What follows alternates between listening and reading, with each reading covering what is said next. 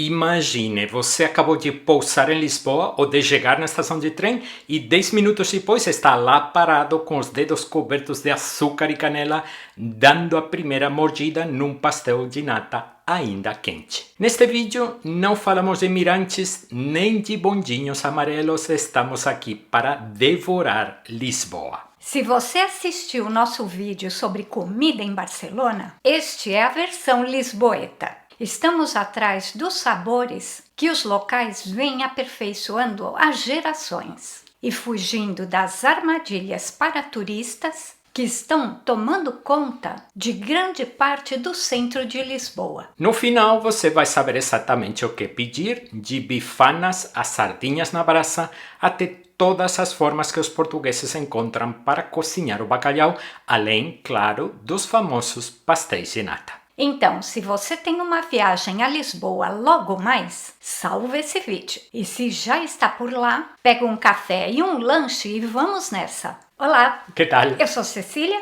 Eu sou Tony, para quem é novo por aqui, bem-vindos a um canal feito por dois humanos que moramos aqui na Espanha e que passamos uma quantidade de tempo absurda viajando pela Península Ibérica para que você não precise fazer isso às cegas. Alguns dos sabores que vamos mencionar hoje nasceram e cresceram aqui em Lisboa, enquanto outros vêm de diferentes partes de Portugal, mas são muito comuns na cidade também. Aqui está a nossa lista, em ordem alfabética, de algumas tradições locais que você ainda pode aproveitar em Lisboa. E fique até o final porque vamos encerrar o vídeo com algo um pouco diferente, um guia para pedir café em Lisboa. Que parece simples até você estar na frente do balcão tentando descobrir a diferença entre um garoto e um galão. Amêijoas à bulhão-pato é um daqueles pratos enganosamente simples, onde a magia está toda no molho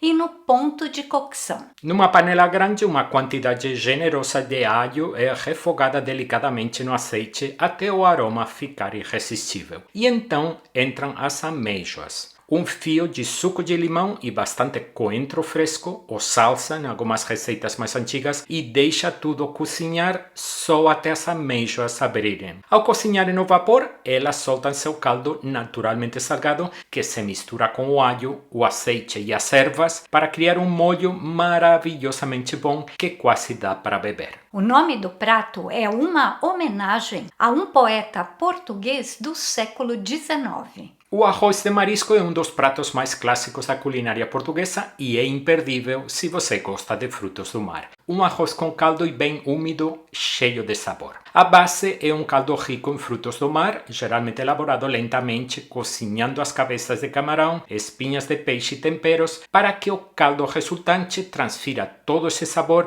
para o arroz sem perder nenhuma nota de sabor. Depois vêm as estrelas do prato, amêijoas, camarões, mexilhões e os frutos do mar mais frescos do dia. O arroz é cozido até ficar num ponto com certa firmeza, mergulhado em um caldo espesso à base de tomate, entre um risoto e um ensopado. Normalmente é levado à mesa ainda na panela, para ser compartilhado no estilo familiar. Não fica bonito no prato, é bagunçado, generoso e tudo gira em torno daquele sabor profundo de mar. O arroz de pato é um prato tradicional português que aposta no cozimento lento e nos sabores intensos. Começa com o pato, cozido por horas em fogo baixo, com cebola, cenoura, alho, folhas de louro, pimenta do reino em grãos e um chouriço inteiro, até a carne ficar tão macia que se solta do osso sozinha. O arroz é então cozido diretamente naquele caldo de pato. Quando tudo está misturado, vai ao forno para assar até a superfície ficar com aquela crosta dourada e crocante. O arroz de tamboril pega aquele mesmo conceito do arroz de marisco,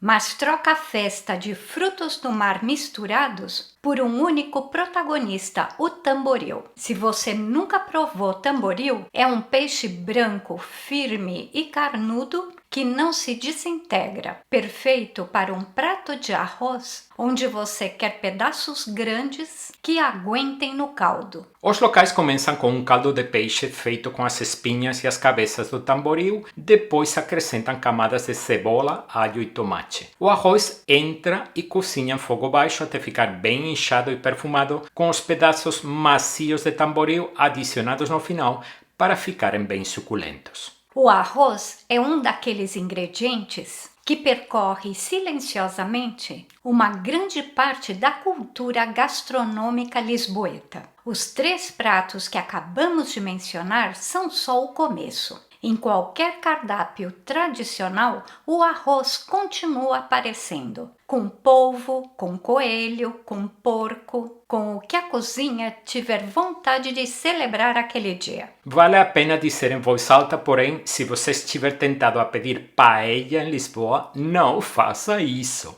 A paella é um prato espanhol e não tem nada a ver com a cultura gastronômica portuguesa. Dê às receitas locais de arroz a chance que elas merecem. E agora chegamos à parte mais importante deste vídeo, porque precisamos falar do bacalhau. Nenhuma descrição jamais fará plena justiça ao quanto esse peixe está enraizado na cultura portuguesa. Não é só comida, é identidade. Uma forma de começar a entender como um peixe pescado nas águas frias do Atlântico Norte acabou no coração de tudo que é português, sua história, sua economia, suas mesas de família, é visitar o Centro Interpretativo da História do Bacalhau, em Lisboa, que abordamos no nosso vídeo do Top 50 de Lisboa. O bacalhau está em todo lugar, nas ruas, nos mercados, nos supermercados empilhados em grandes postas secas, nos quadros antigos. Você provavelmente já ouviu dizer que existem tantas receitas de bacalhau quantos dias tem o ano. Alguns portugueses vão te dizer que são ainda mais. E honestamente, depois de anos visitando Portugal, estamos começando a acreditar nisso. Já comemos bacalhau assado, frito, desfiado, cozido em fogo lento, misturado com ovos e batata, servido frio em saladas e transformado em bolinhos. Em pastéis. Aqui estão algumas das formas mais populares de comer bacalhau em Lisboa. De todas as receitas de bacalhau que existem, tem uma que foi inventada aqui mesmo em Lisboa e que queremos destacar primeiro. É provável que seja a mais universalmente amada de todas. O bacalhau à Brás tem tudo o que você quer da culinária portuguesa numa só frigideira. Bacalhau salgado desfiado, batata palha crocante, ovos mexidos no ponto, cebola e um punhado de azeitonas pretas e salsa fresca por cima para finalizar. Ingredientes simples, zero complicação, completamente viciante. A chave está no contraste de texturas. O bacalhau é macio e desfiado, os ovos estão no ponto certo, ainda cremosos, não secos, e a batata palha se mantém crocante o suficiente para dar uma crocância a cada garfada. Errar o ponto é só ovos mexidos com peixe. Acertar é um prato que você vai ficar lembrando no avião de volta para casa. O bacalhau com natas é outro clássico e um dos nossos favoritos pessoais em toda essa lista.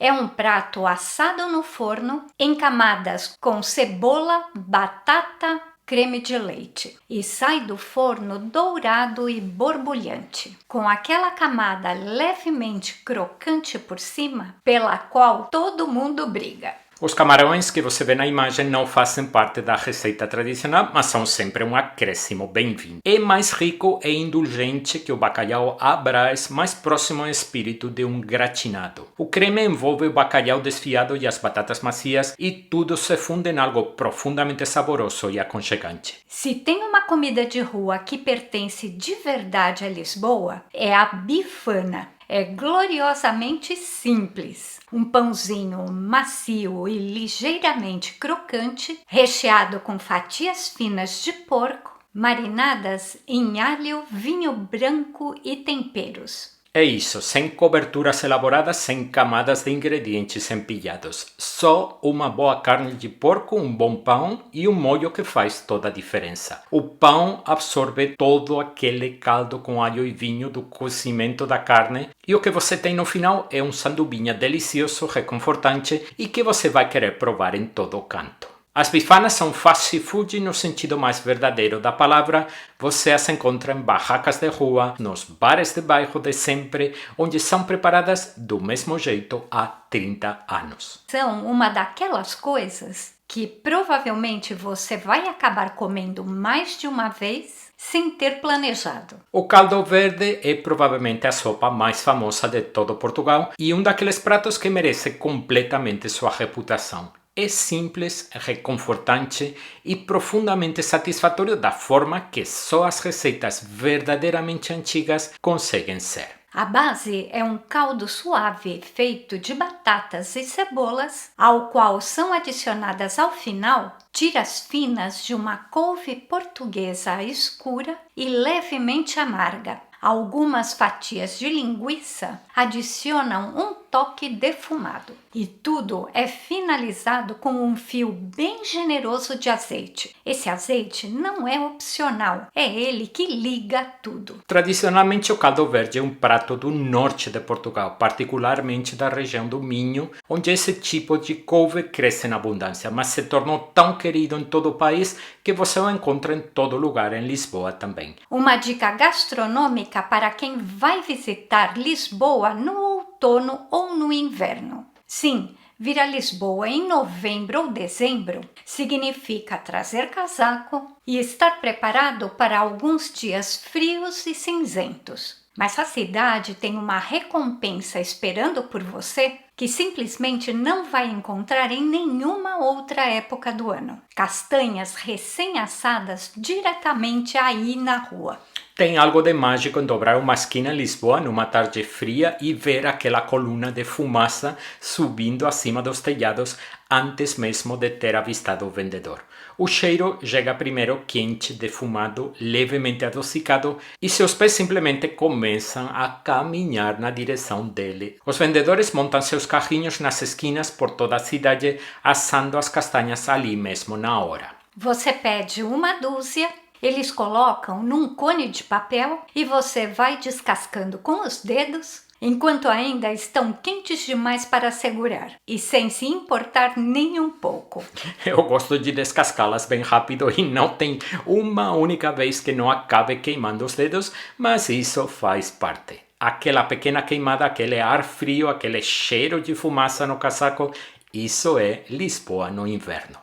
Na Espanha também temos castanhas assadas e adoramos, mas vamos ser sinceros, tem algumas portuguesas que bate diferente. Talvez seja a variedade, talvez seja o jeito de assar, ou talvez seja simplesmente o ar de Lisboa. Seja lá o que for, não encontramos nada parecido em nenhum outro lugar. Se você estiver por lá na temporada, não passe batido por aquela fumaça. Frango grelhado pode soar como a coisa mais universal do mundo, mas a versão portuguesa tem um ingrediente que a coloca em um nível completamente diferente: o molho piripiri. E a história por trás desse molho é fascinante. Começa quando os exploradores portugueses levaram pimentas da América do Sul para suas colônias no sul da África. Os cozinheiros locais pegaram essas pimentas e criaram algo extraordinário, um molho apimentado feito com pimentas, alho, azeite e vinagre de vinho tinto. E quando Moçambique conquistou a independência em 1975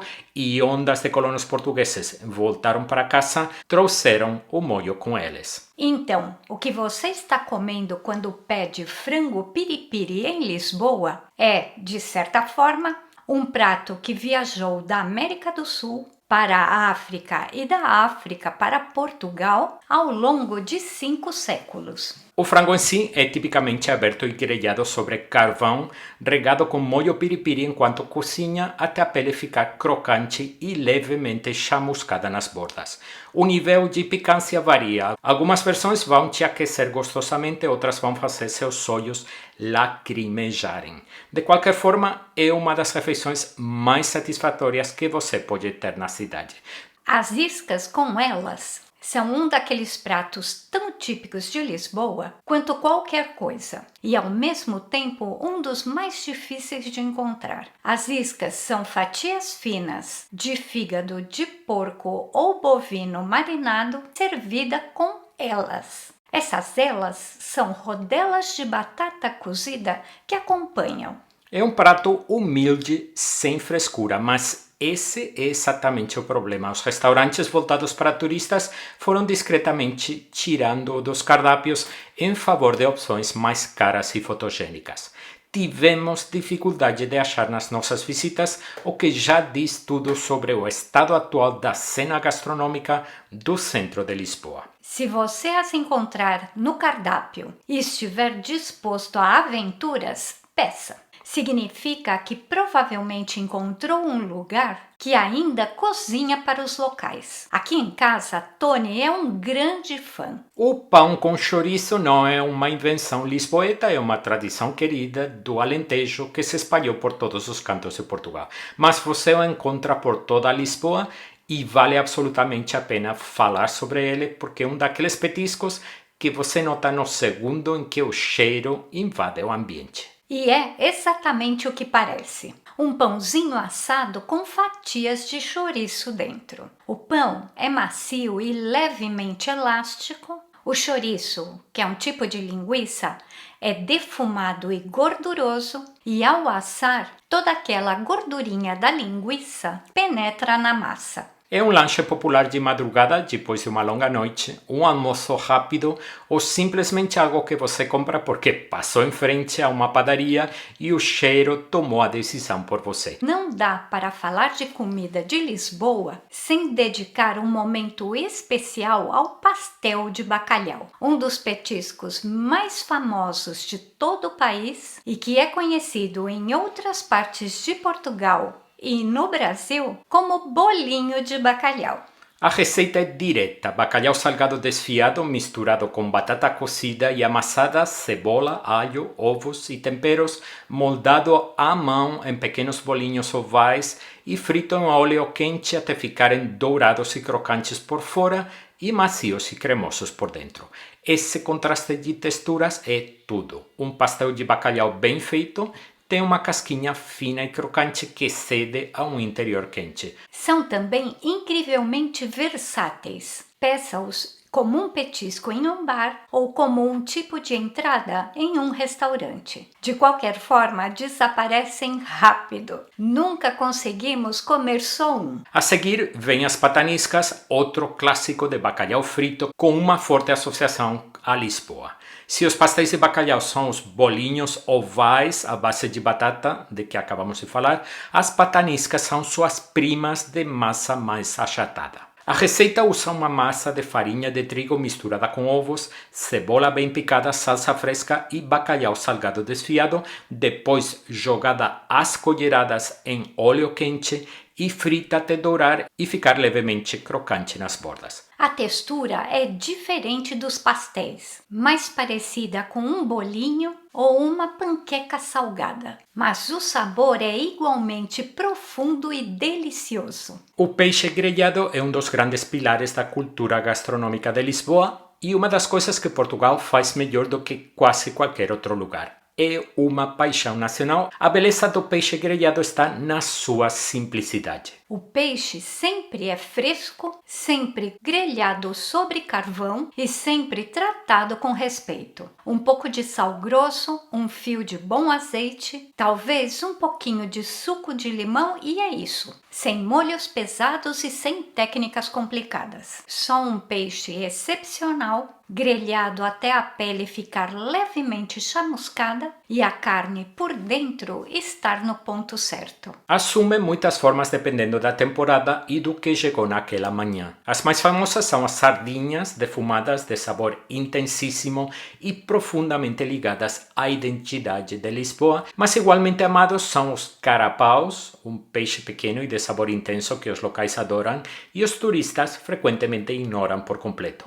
Depois tem a dourada, o robalo e muitos outros dependendo do dia e da pescaria. Normalmente são servidos com uma simples salada verde e batatas assadas ou cozidas ao lado. Nada de frescura, nada desnecessário. O próximo é um dos nossos favoritos absolutos de toda esta lista e um prato com um dos nomes mais charmosos da culinária portuguesa, porque as vagens, depois de empanadas e fritas, parecem peixinhos pequenos na frigideira. Amamos! É um prato lindamente simples. Vagens frescas, mergulhadas numa massa leve de farinha de trigo, que foi temperada com sal, pimenta, e depois é frita até ficar dourada e crocante. São servidos quentes, às vezes com um molhinho para mergulhar. Eles são realmente, verdadeiramente bons.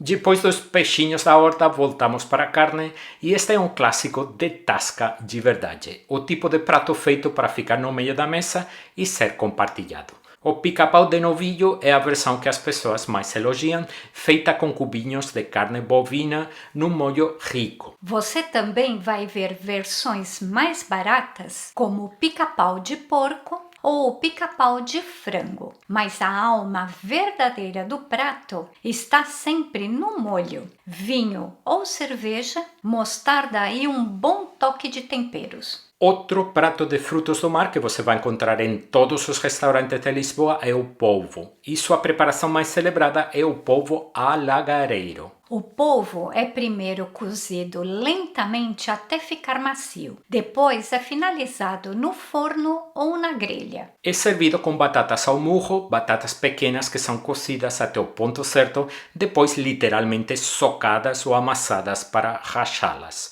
O prato inteiro fica completamente encharcado de azeite de alta qualidade, salpicado de alho e coentro fresco, e esse é o seu prato. O porco à alentejana é outra preparação que não nasceu em Lisboa, mas aparece regularmente em seus cardápios. É um daqueles pratos que no papel parece não fazer sentido e depois te conquista completamente na primeira garfada. É porco com amêijoas cozidos juntos. O lombo de porco em cubos é marinado durante uma noite em vinho branco, alho, páprica e folhas de louro. E depois é frito até dourar e combinado com amêijoas frescas, que se abrem e soltam aquele caldinho salgado no molho. Batatas fritas entram e um punhado de coentro fresco por cima. Encerramos nossa lista de pratos salgados com o prego no pão, um clássico português que você encontra em tascas, cafés e cervejarias por todo o país. Geralmente é só um bife de carne bovina dentro do pão,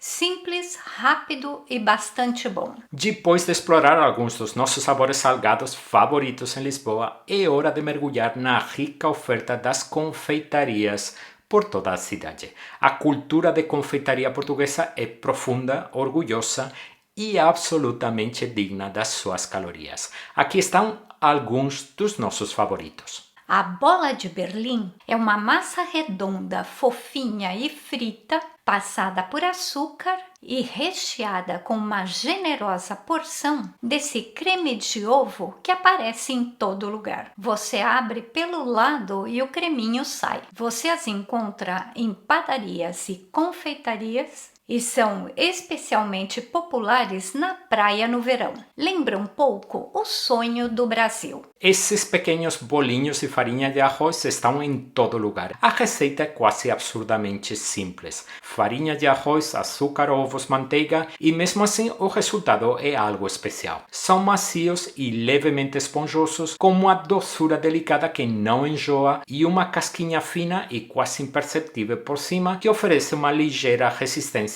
antes de afundar no interior fofinho. Sem recheio, sem cobertura, sem camadas. Só um bolinho honesto que de alguma forma é mais delicioso do que coisas 10 vezes mais elaboradas. Para mim, este é o santo graal das sobremesas portuguesas. Eu sei que é uma afirmação ousada numa lista que inclui pastéis de nata, mas me ouça. O pudim molotov é um merengue assado. Claras de ovo batidas em neve com açúcar, assentadas numa forma caramelizada e cozidas lentamente em banho-maria até manterem a forma. O que no Brasil é conhecido como pudim de claras. Quando você tira da forma, obtém aquela cúpula fofinha e incrivelmente leve encharcada em calda de caramelo, mas parece comida, é como comer uma nuvem doce. A confeitaria portuguesa usa quantidades enormes de gemas de ovo e o Molotov era tradicionalmente uma forma de usar todas as claras que sobravam.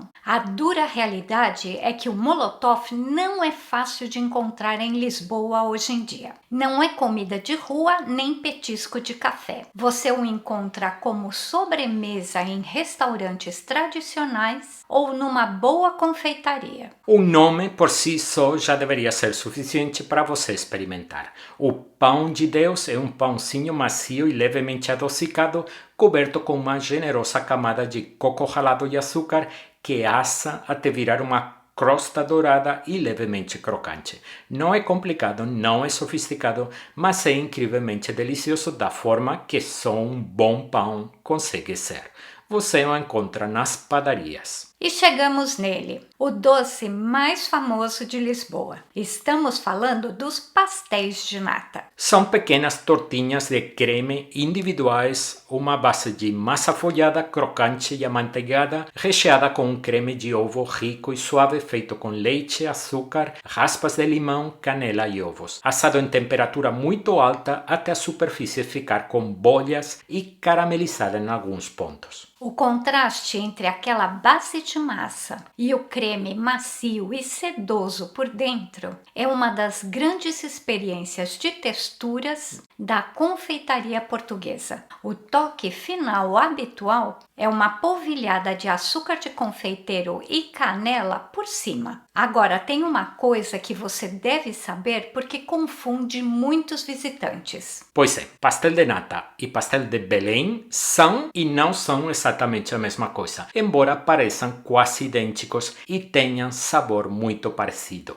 A receita original foi criada no início do século XIX no bairro de Belém, na padaria hoje conhecida como Pastéis de Belém, inspirada nos doces à base de ovos que os monges e freiras vinham fazendo no próximo Mosteiro dos Jerônimos há séculos. A receita daquela padaria original é um segredo cuidadosamente guardado e somente aquele estabelecimento específico tem permissão legal para usar o nome Pastel de Belém. Todas as outras versões vendidas em qualquer outro lugar de Lisboa ou por Portugal afora são tecnicamente pastéis de nata. A diferença é perceptível? Esse é o debate em que todo visitante de Lisboa acaba entrando. O que podemos dizer é que se você for visitar o bairro de Belém, a padaria original é uma experiência em si mesma. Você pode ver os pastéis sendo feitos por uma janela que dá para a cozinha.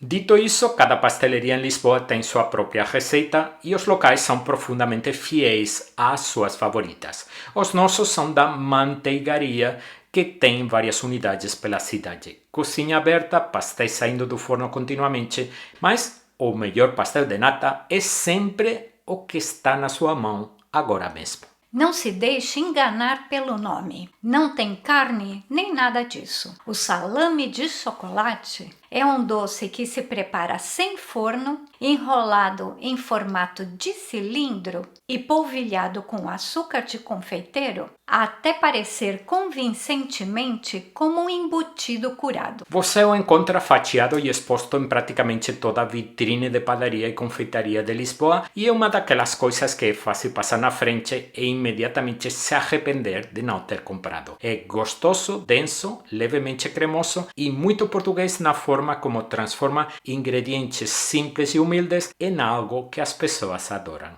E para terminar a refeição, nada supera um digestivo tipicamente lisboeta. Conheça a ginginha, um licor doce e levemente ácido, feito com bagas de ginja, que tem um gosto de cereja azeda, macerada em aguardente português, com açúcar e um toque de canela. Chega a cerca de 20 graus de álcool e é servida em um copinho copinho pequeno, geralmente com 1 ou 2 bagas de verdade no fundo. Você primeiro bebe o licor e depois come a fruta. A ginginha é feita e bebida em Lisboa desde o início do século XIX e o lar espiritual dela é a área do Rocio, no coração da cidade, onde 3 lendárias e despojadas ginginheiras ficam praticamente uma ao lado da outra.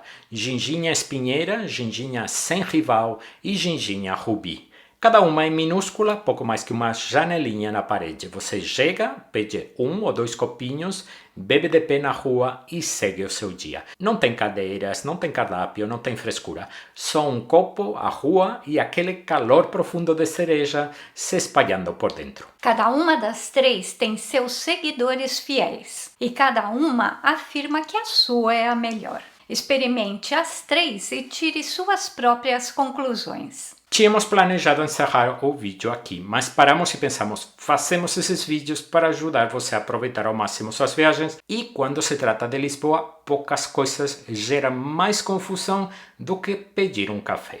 Parece simples até você estar no balcão com uma fila de pessoas atrás aguardando.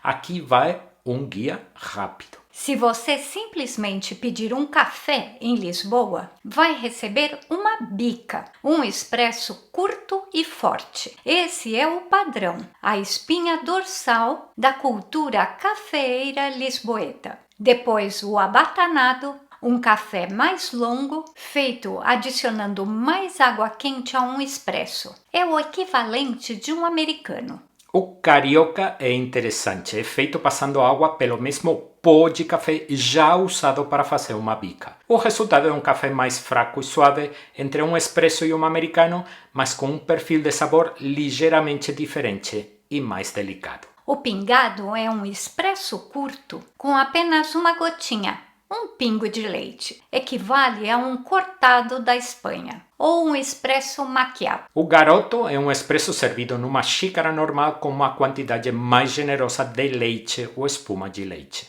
Pense nele como um cortado maior. Mais leite que um pingado, menos que uma meia de leite. A meia de leite é metade café, metade leite, servidos numa xícara média. Se você gosta que o sabor do café apareça claramente, peça uma meia de leite escura. O galão é servido num copo alto com uma colher comprida. É um expresso coberto com uma grande quantidade de leite espumado, mais leite do que café, o que o torna suave e cremoso. Para resumir a sessão de café, qual você deve pedir? Bica é curto e forte. O abatanado é o mesmo café que a bica, mas com mais água. O carioca é mais leve e suave, bom se você quer algo quente sem tanta cafeína. O pingado é uma bica com uma gotinha de leite, mal muda o sabor, mas suaviza levemente. O garoto tem mais leite que um pingado, servido numa xícara pequena. A meia de leite são partes iguais de café e leite numa xícara maior. E o galão é o mais leitoso de todos, principalmente espuma e leite,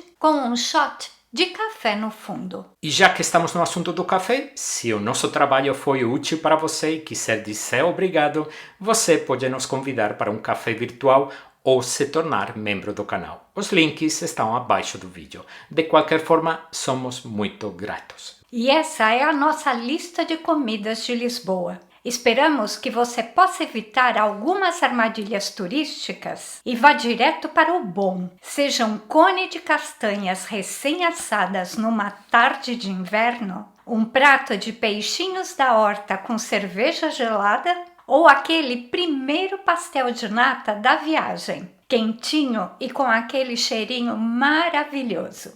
Bom, então, antes de finalizar, um desabafo pessoal que queremos compartilhar com vocês. Você sabe como Barcelona e Veneza costumam ser citadas como exemplos dos efeitos negativos do turismo? Para nós, se há uma cidade onde o turismo mudou realmente tudo, esse lugar é Lisboa. A Lisboa que conhecemos pela primeira vez nos anos 90, que visitamos infinitas vezes depois, a Lisboa do 2000, a Lisboa de há 15 anos, não tem nada a ver com a Lisboa de hoje. não existe mais. O turismo excessivo teve um impacto brutal na cidade e hoje muitos dos bairros centrais parecem existir quase exclusivamente para os visitantes. A cultura gastronômica local também foi vítima disso. Levamos anos pesquisando este vídeo e voltando a Lisboa repetidas vezes.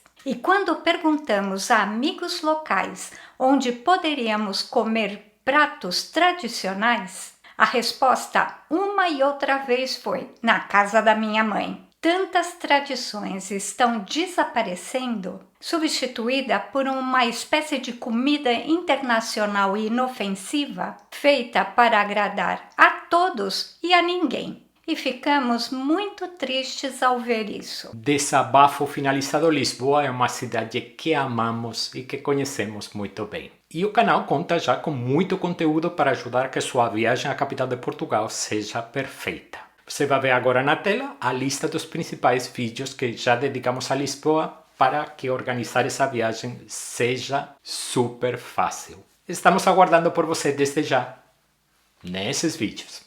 Vamos lá!